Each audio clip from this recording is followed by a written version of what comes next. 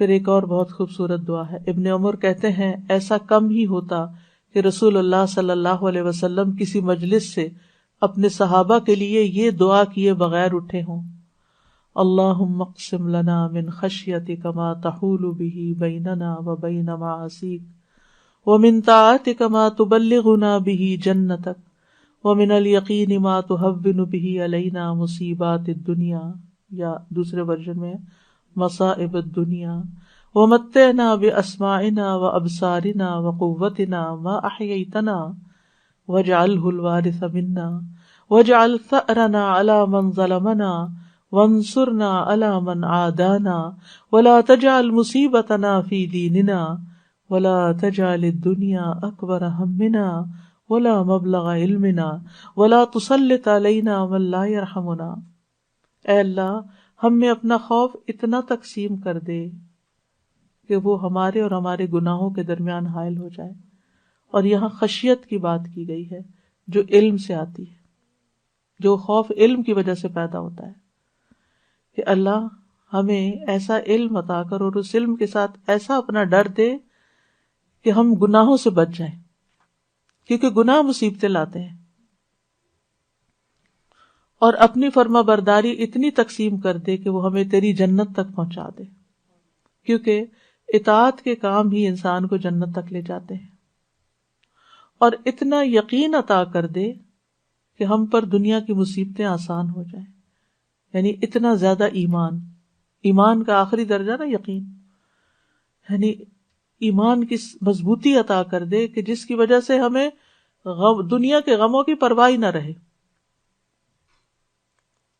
اور جب تک تو ہمیں زندہ رکھے ہماری سماعت، ہماری بصارت اور ہماری قوت سے ہمیں فائدہ عطا کر، یعنی ہمارے آنکھیں، کان، ہماری ساری قوتیں، صلاحیتیں کام کرتی رہیں، ہم بیکار ہو کے بستر پہ نہ پڑ جائیں. اور اسے ہمارا وارث بنا دے، یعنی بعد میں بھی یہ ہمارے اعضاء ہمارے لیے ایسا کام کر کے چھوڑ کے جائیں کہ جو صدقہ جاریہ بن جائے.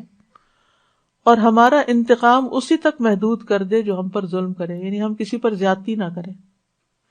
دشمنوں کے مقابلے میں ہماری مدد فرما اور ہمارے دین میں مصیبت نازل نہ فرما، یعنی کوئی ایسی تکلیف نہ ڈالنا کہ میں دین سے دور ہوں، اور نہ ہی دنیا کو ہمارا سب سے بڑا غم و ہم بنانا،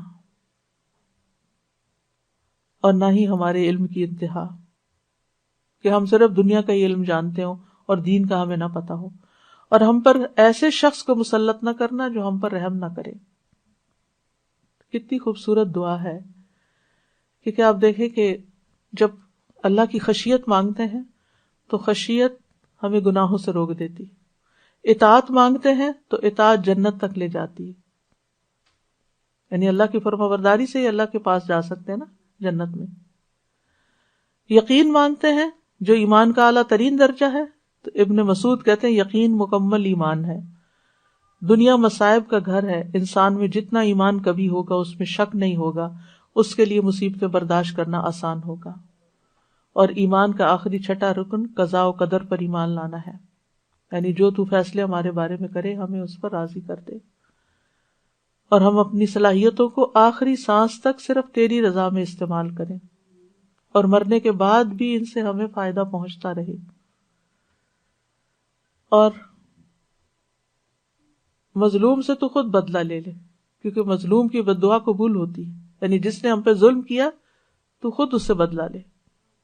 اور جو ہم سے عداوت رکھتا ہے، جس میں شیطان سب سے بڑا دشمن ہے ہمارا، اور اس کے علاوہ بھی جو ہم سے عداوت رکھتے ہیں، منافقین ہیں، مشرکین ہیں، اور کوئی اور بھی، اور خصوصاً ہمارے دین کا جو دشمن ہے، ہمیں ان پر کامیابی عطا کر. وانصرنا علی من عادانا، ان کے خلاف ہماری مدد فرما، اور ہمارے دین میں مصیبت نہ آئے. یہ نہ ہو کہ کسی آزمائش کی وجہ سے ہماری نمازیں چھٹ جائیں، یا کسی بدعت میں پڑ جائیں، یا کسی شرک میں مبتلا ہو جائیں. آپ نے دیکھو کہ لوگ نجومیوں کے پاس چل پڑتے ہیں اور غلط کام کرنے لگتے ہیں، تعویذ گنڈے کرنا شروع کر دیتے ہیں.